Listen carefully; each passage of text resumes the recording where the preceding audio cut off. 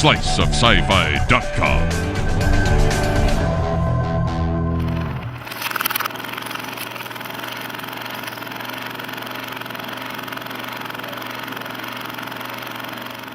Hi, I'm Emma. Welcome to Slice of Sci-Fi Shorts. Today I'm with short director Greg Bellavia from Nibble. Oh, pleasure to be here today. Thank you for joining us. Oh, of course. Now, I wanted to start off by saying that when I heard the name of your film, I was a little bit unnerved, but I think that's a good thing in sci-fi, at the content of Nibble. That just says, oh no, what's coming? Something that's just going to get me. Well, I'd be lying if I said that wasn't what we were aiming for. So I'm glad. Right. I'm glad to hear you say that right there. And then that was what we were trying. I know the horror crowd's very smart, and if they know that they have a thriller with that title, what I like about it is it automatically gets their minds racing. What could possibly be the Nibble mentioned in the title? That's what it did. Yeah. That's what it did. Well, so excellent, you wanted people to go into watching the short, wondering from the beginning, knowing that whatever it is, there's a nibbling involved. Yes, and with a 6-minute short, a thriller, something suspenseful with a horror, you need to hook them early, and the title was the very start of that, because the film starts off with a mysterious noise, and with the title Nibble, you know the audience is going to be with you at least a little bit, just trying to figure out, trying to play along with the mystery, just like the lead character.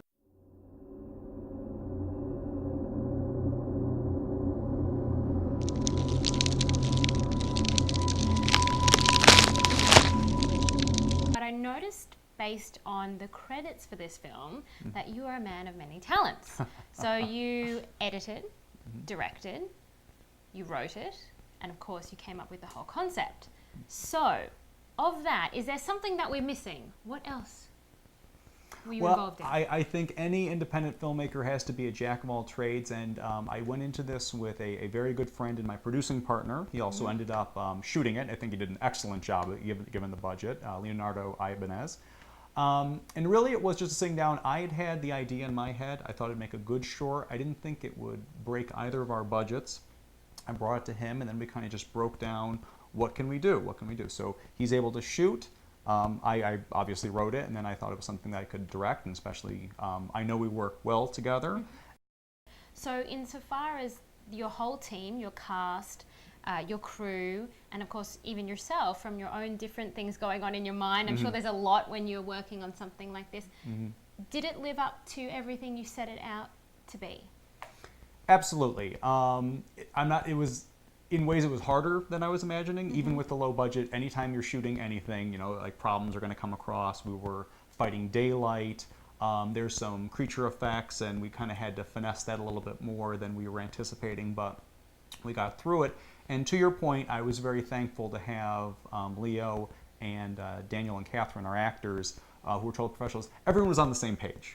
And I've worked on things where we haven't had that luxury, and filmmaking at any stage of the game is a fight, and the last thing you want is that be coming from within your own crew. So this was very smooth because we all kind of knew what we wanted, and the actors were excited to be in it, and they, it's always nice to have actors who enjoy the genre, and they're able to kind of get into it, and I think they really bring it out. They really sell the material. And I said yes.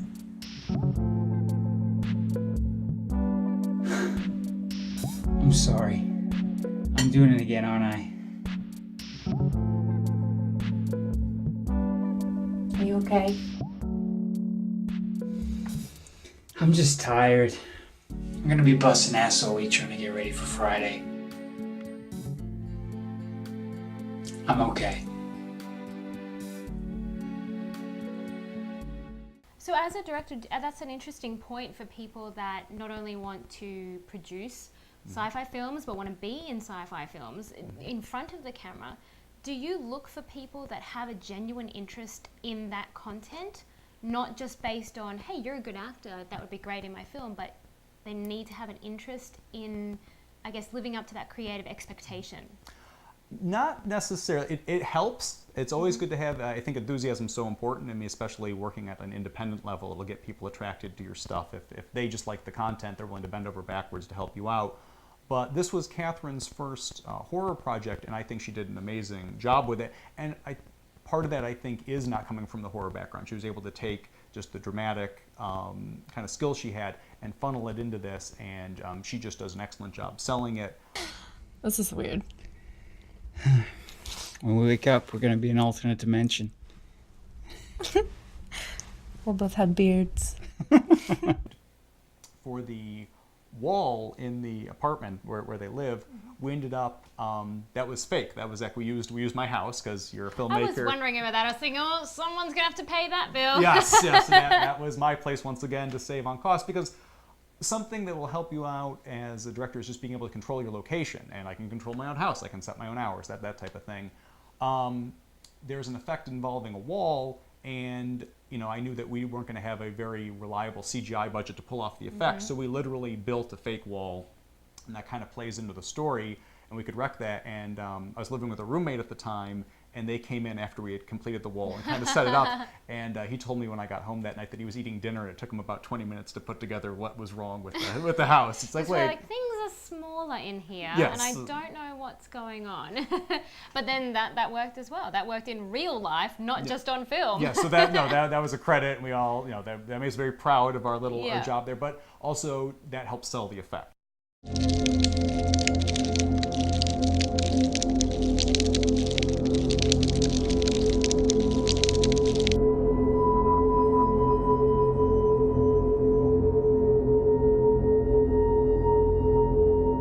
I always enjoy getting my fingers in all the different pies on the set, but at the same time, I think it's just working with people that you trust that also share the same vision, because it's having crew people that you can trust and that kind of share the responsibility with you, because that'll help you get the part. Because if you're wearing all the hats, you're going to be so stressed out about every little thing. So for me, I kind of like that, but for other people, I think building a crew either paid or through people that that can do the job, that also be there for you through the long haul, which is so important, because I've seen people drop out before, is important, and that will help your stress level go down. And if you're directing, you'll be a better director. If you're the DP, you'll be a better DP, just across the board.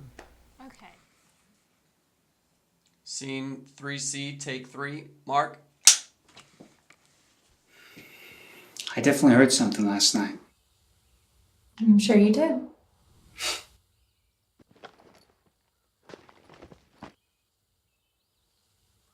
You're not just saying that to get rid of me, are you?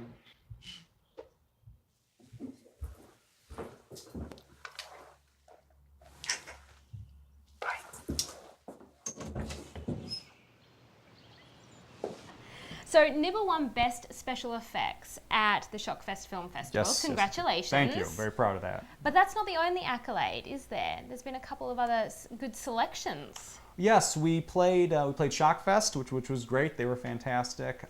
We did the LA Indie Film Festival, also amazing, and the LA Fear and Fantasy Film Festival. We're just trying to get out to as many festivals, both genre and otherwise, as possible.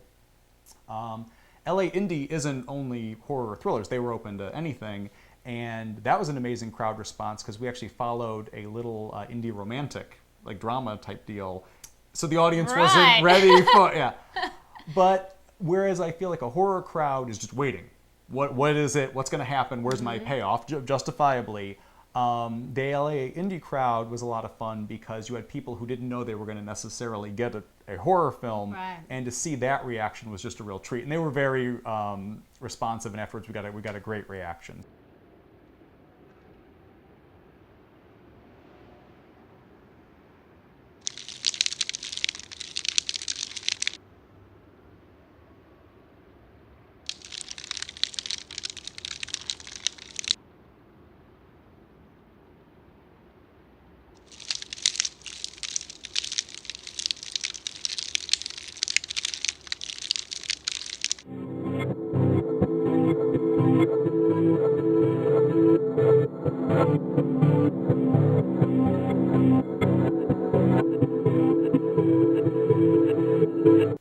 For you, what's been your inspiration for getting into horror?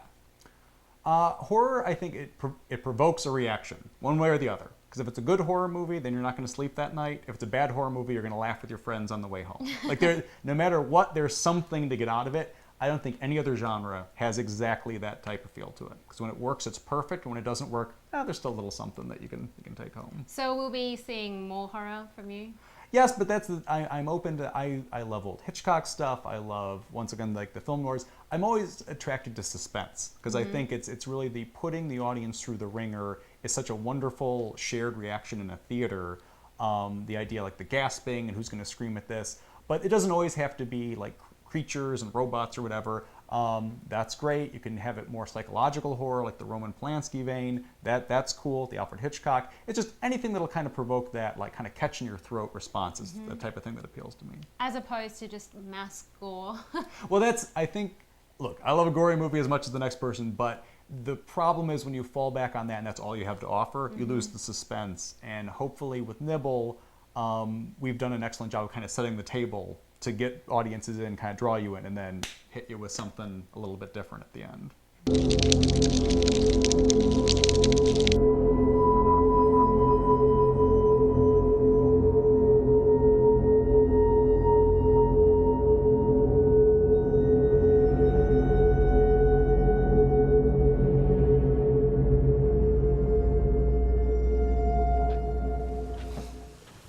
Good morning. What?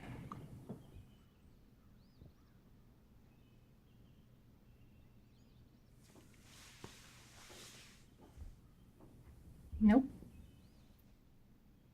Do you think that shorts are completely web-based, or they're just ending up that way, or do you think it's a balance? I think the web's the best only in terms of accessibility. I mean, you have people at home who want to be entertained between 1 and 10 minutes at times. I mean, if you know how many people will watch something for like 3 minutes, just want to get in, get out. With ours, 6 minutes, you know, just if you give us a little bit of patience, I promise you it's going to end fantastically, that type of deal. I think festivals are a great life, but a lot of the times, you know, festivals to me are good for networking because you don't know how many people are going to show up as an outside audience. With the World Wide Web, you're appealing to everybody. At least a trailer to get people to try and attend the festival, that type of thing. So speaking of web, everyone will want to know where they can find out more information. Oh, you should head over to nibblefilm.com. You can find a little information about the movie, about the cast, the crew, and if you want to shoot me a message, any questions, comments, or concerns, that's the best way. Excellent. Thank you for joining us and sharing your wisdom about the short film industry. Oh, my pleasure. Thank you. And congratulations on the film. Oh, thanks again. Appreciate it. Thank you. I am Emma Green for Slice of Sci-Fi Shorts.